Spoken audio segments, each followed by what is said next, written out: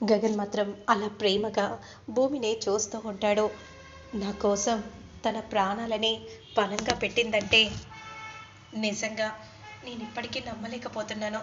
కానీ ఎందుకు ఇదంతా చేశావో నాకు తెలియదు, కానీ ఖచ్చితంగా ఏదో కారణం మాత్రం ఉంది అని నాకు అనిపిస్తుంది అని మనసులో గగన్ అనుకుంటూ అలానే చూస్తూ ఉంటాడు.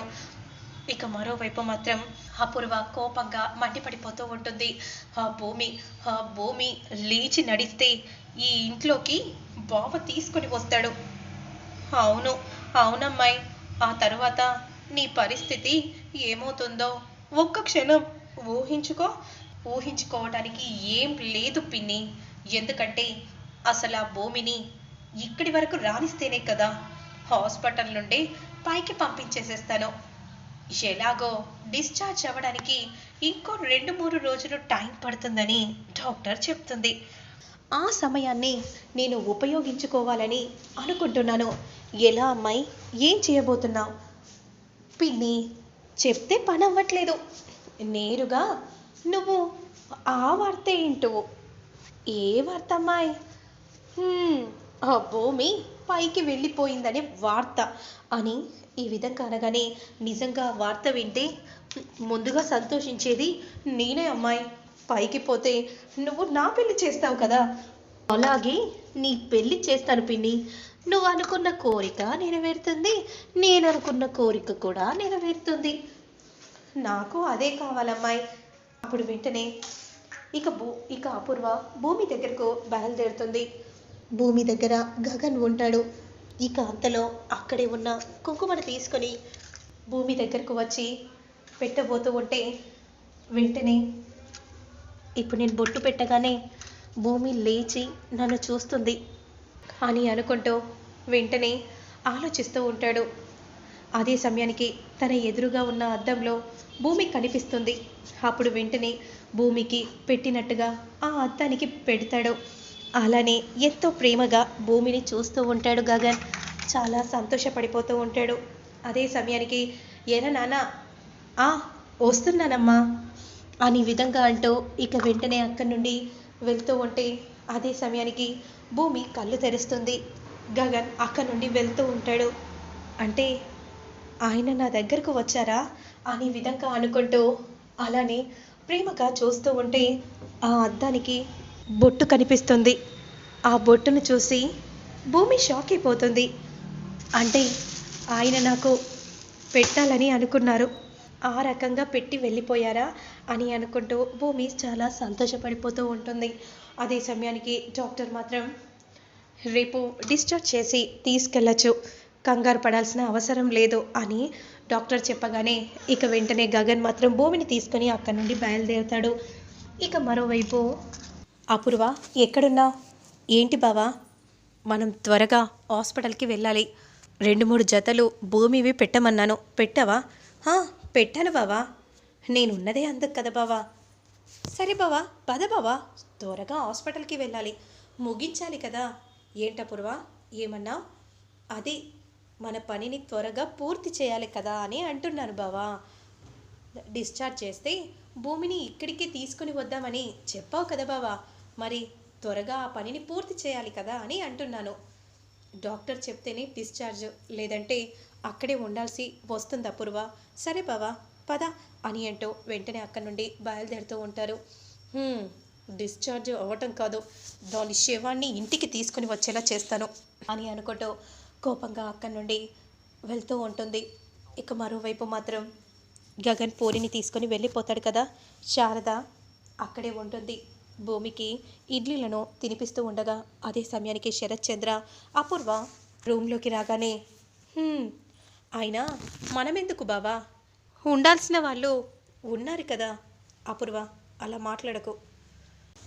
మనం ఎందుకు వచ్చామో, ఎవరి కోసం వచ్చామో వాళ్ళ కోసమే ఉంటే సరిపోతుంది. వాళ్ళ గురించి మాట్లాడి మనకు మనం తక్కువ అవ్వాల్సిన అవసరం లేదు. అవును బావా, అంతే, కరెక్టే బావా అని విధంగా అంటూ ఉండగా అంతలో నర్స్ వచ్చి, డాక్టర్ మిమ్మల్ని పిలుస్తున్నారు అనే విధంగా చెప్పగానే వెంటనే శరత్ చంద్ర అక్కడి నుండి వెళ్తూ ఉంటారు. ఇక శారద పూరి బయటకు వెళ్ళి నిలబడతారు. అప్పుడు వెంటనే అపూర్వ మాత్రం భూమితో ఇలా అంటూ ఉంటుంది. ఏంటి సాధించావని అనుకుంటున్నావా? పైలోకానికి పోకుండా బ్రతికి బయట పడ్డావని అనుకుంటున్నావా? నీ అక్రమాలను బయట పెట్టాలంటే నా ప్రాణం అంత ఈజీగా పోదు. పోతుందని అనుకున్నానే, కానీ పోలేదు. పోయేలా చేస్తానే. నువ్వు మళ్ళీ ఇంట్లో అడుగు పెట్టకుండా చేస్తాను. అది నీ వల్ల కాదు. గుండెల్లో బుల్లెట్ దిగినా కూడా నేను బ్రతికి బయటపడ్డానంటే అది కేవలం నిన్ను చంపటం కోసమేమో. మళ్ళీ నాకొక బ్రతుకు వచ్చిందంటే అది గగన్ గారి వల్లే. ఇక మా అమ్మను చంపిన నిన్ను ఖచ్చితంగా నిజాన్ని బయట పెట్టడం కోసమే నేను మళ్ళీ మళ్ళీ పుట్టేలా చేశాడు. అవునా, నువ్వనుకుంటున్నావా? నువ్వు అనుకున్నది ఏది కాదు అనే విధంగా అంటూ ఉంటే అదే సమయానికి వెంటనే మళ్ళీ మత్తులోకి భూమి వెళ్ళిపోతుంది. ఏంటి, ఏం మాట్లాడకుండా మౌనంగా ఉన్నావేంటి? ఏంటిది ఏం మాట్లాడకుండా మౌనంగా ఉంది అంటే నేను మాట్లాడిన మాటలకి స్పృహ తప్పిపోయిందా అని అనుకుంటూ అపూర్వ చూస్తూ ఉంటుంది. ఇది ఒకందుకు మంచికేనేమో అని ఏంటో వెంటనే ఇంజెక్షన్ తీస్తుంది బ్యాగ్లో నుండి అపూర్వ వెంటనే ఆ ఫ్లూయిడ్స్కి ఇంజెక్షన్ ఇచ్చి ఇక బాయ్ భూమి, నువ్వు పైలోకానికి పోబోతున్నావు అని విధంగా అంటూ వెంటనే అపూర్వకు ఏం తెలియనట్టు బయటికి రాగానే అదే సమయానికి డాక్టర్ శరత్చంద్రతో ఇలా చెప్తూ ఉంటారు.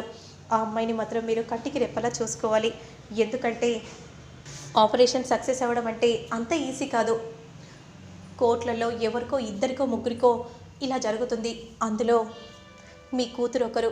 కాబట్టి తనని మీరు చాలా జాగ్రత్తగా చూసుకోండి. తను టెన్షన్ పడే విషయాలు ఏది కూడా తన ముందు చర్చించుకోకూడదు. సరే డాక్టర్, మీరు చెప్పినట్టుగానే చేస్తాము. ఇక డిశ్చార్జ్ చేసి సాయంత్రం వరకు తీసుకెళ్ళొచ్చు అని డాక్టర్ చెప్పగానే వెంటనే ఇక శరత్చంద్ర రూమ్లోకి వెళ్ళగానే భూమి ఒక్కసారిగా శ్వాస తీసుకోవడానికి ఇబ్బంది అవుతూ ఉంటుంది. అంతలో డాక్టర్ వచ్చి చూసేసరికి ఏంటి బీపీ మొత్తం డౌన్ అయిపోతుంది, ఏం జరిగింది అనే విధంగా అంటూ అందరూ షాకింగ్గా చూస్తూ ఉంటారు. వెంటనే ఎమర్జెన్సీ వార్డుకు తీసుకెళ్ళి చూస్తూ ఉంటే అదే సమయానికి అపూర్వ చేసిందంతా గుర్తు చేసుకొని చాలా సంతోషపడిపోతూ ఉంటుంది. శారద మాత్రం ఏమైంది డాక్టర్, ఏం జరిగింది? ఏమో మాకేం తెలియట్లేదు, ఉన్నట్టుండి సడన్గా తను శ్వాస తీసుకోవటానికి ఇబ్బంది పడుతుంది అని అంటూ వెంటనే ఆ ఫ్లూయిడ్స్ని తీసేసి ఇంజెక్షన్ ఇవ్వగానే భూమి కాస్త కుదుట పడుతుంది. ఏమైంది దీనికి, ఏం జరిగింది, ఇది మళ్ళీ సైలెంట్గా ఎలా ఉంది అనే విధంగా అనుకుంటూ చూస్తూ ఉంటే అప్పుడే భూమి కళ్ళు తెరుస్తుంది. ఏంటి, మళ్ళీ నేను ఎలా బ్రతికానా అని అనుకుంటున్నావా? నేను స్పృహ లేనప్పుడు నువ్వు ఇంజెక్షన్ ఇస్తుంటే నేను ఆ బాడీకి ఆ ఫ్లూయిడ్స్ ఎక్కకుండా ఇదిగో దీంతో ఆపాను. కాబట్టి దీన్ని ఆఫ్ చేశాను కాబట్టి ఆ ఫ్లూయిడ్ నా శరీరంలోకి ఎక్కలేదు. ఇక ఫ్లూయిడ్ ఎక్కలేదు కాబట్టి అసలైన ఫ్లూయిడ్ ఎక్కకపోతే నాకు కాస్త శ్వాసకి ఇబ్బందిగా అవుతుంది. అప్పుడు డాక్టర్ నన్ను ఎమర్జెన్సీ వార్డుకి తీసుకెళ్ళి ఏమైందా అని చెక్ చేస్తారు. నీ ఆటలు నా దగ్గర సాగవు అని అనగానే అపూర్వ ఒక్కసారిగా షాక్ అయిపోతుంది. భూమి ఇచ్చిన షాక్కి. మరి ఆ తర్వాత ఏం జరుగుతుందనేది మళ్ళీ నేను నెక్స్ట్ వీడియోలో అప్లోడ్ చేస్తాను. లేట్ చేయకుండా చూసేయండి.